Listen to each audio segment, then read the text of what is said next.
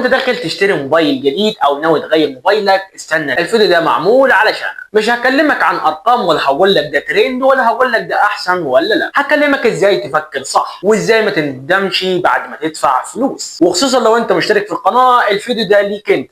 خليني اقول لك حقيقه مهمه جدا جدا، مش كل رقم كبير معناه موبايل حلو. يعني ايه؟ يعني مش كل موبايل رام 12 يبقى سعيد، ومش كل كاميرا 200 ميجا يبقى بتصور حلو. وانت لازم تختار الموبايل حسب استخدامك، مش علشان الاعلان ولا الترند. ولو استخدامك سوشيال مش محتاج معالج جبار، ولو العاب مش محتاج كاميرا اسطوريه. اكتر غلطه بشوفها ناس بتشتري موبايل وبعد شهر بتقول انا مش مبسوطه او مش مرتاحه مع الموبايل ده. ليه؟ لانهم اختاروا غلط اصلا من البدايه.